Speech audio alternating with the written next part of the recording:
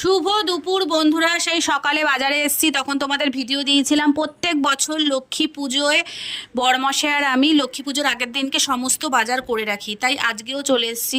তো ঠাকুরমশাইকে সকালে ফোন করেছিলাম, বললাম দেখুন আমার তো কাল ওষুধ, আমি তো কোনো পুজোর কাজ করতে পারবো না, কিন্তু একটুকে বাজার টাজার করতে পারবো। কারণ দেখো দেখো বন্ধুরা, প্রত্যেক বছর দুজনে মিলে একসাথে বাজার করি, ঠিক আছে। এবার এবছর বড়মশাই একাই পারবে, কিন্তু এত ব্যাগ, দশকর্মা ফলের ব্যাগ যা ভারী হয়, তারপর আমাদের কলা বউ লাগে, আখ লাগে, শাড়ি কিনতে, মানে এত কিছু এক হাতে ধরবে কি করে? টোটো করেই আসবে, কিন্তু জিনিসগুলো তো টেনে টেনে তো আগে ধরতে হবে, তারপর তো টোটোয় তুলতে হবে। তখন ঠাকুরমশাইকে জিজ্ঞাসা করলাম আমি কি একটু জিনিসগুলো ধরতে পারবো ঠাকুরের, যেহেতু আমাকে আমার ঘরের লোক নেই যে আর একজন কেউ যাবে বড়মশাইয়ের সাথে।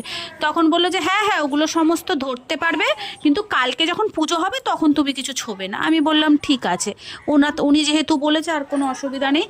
তাই আমিও বড়মশাইয়ের সাথে সকালে চলে এসেছি, সেই তোমাদের ভিডিও দিলাম। এখনও বাজারে এত ভিড়, বাজারে আর এত ভিড় কি বলবো, পা ফেলার জায়গা নেই।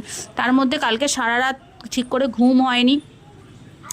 তো যাই হোক, এখন দেখো সমস্ত বাজার টাজার করা হয়ে গেছে, শুধু ফুল, দই, মিষ্টি আর কালকের মাছ বাজার, এই কটা জিনিস আমরা কালকে করব, ঠিক আছে। প্রত্যেকবারই তাই করি। দশকর্মা, ফল, তারপর কলা বউয়ের শাড়ি, কলা বউ মানে বাজার থেকেই বানিয়ে নিয়ে নেওয়া হয়, সমস্ত কিছু আমরা লক্ষ্মী পুজোর আগের দিন করি।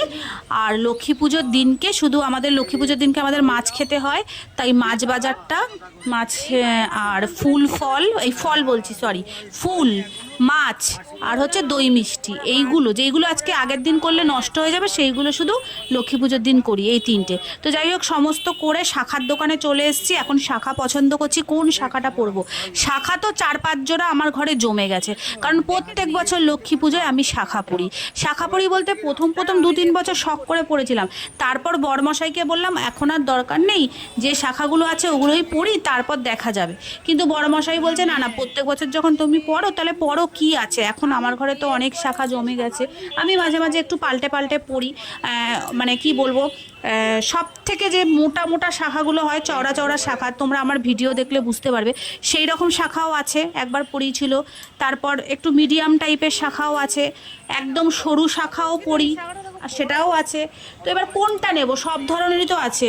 আর শাখার যা দাম, যেই শাখাটা আমি পছন্দ করছি সেটা 550 টাকা, তাও জানো খুব একটা চওড়া না, একদম যে সরু শাখা হয় তার থেকে জাস্ট একটু মোটা, একটু। হ্যাঁ, তো ওই চুড়ির টাইপের শাখাগুলো, তাই বলছে 550 টাকা। তো ওইটাই আমি পড়লাম, কারণ প্রচুর শাখা ঘরে রয়েছে। তো তোমরা ভিডিওটা পুরো দেখতে থাকো, তাহলেই বুঝতে পারবে, শেষ অবধি দেখলে বুঝতে পারবে কোন শাখা জোড়া পড়লাম।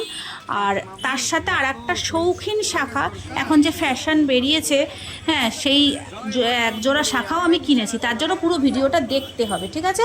তো দেখতে থাকো ভিডিওটা। কি করছি?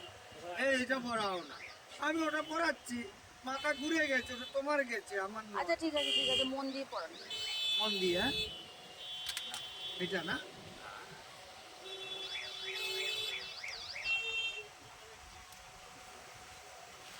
অধিকাংশ তো বন্ধুরা, এই কিছুক্ষণ আগে ঘরে আসলাম, আর চলো দেখিয়ে দিই কোন শাখা জোড়া পড়েছি। তখন তো দোকানে দেখাতে পারিনি। এই দেখো, শাখার প্রচুর দাম, আর আমার প্রতি বছর শাখা পড়তে পড়তে অনেক শাখা জমে গেছে, তাই জন্য এই শাখা জোড়া পড়েছি। বলো অবশ্যই কেমন লাগছে।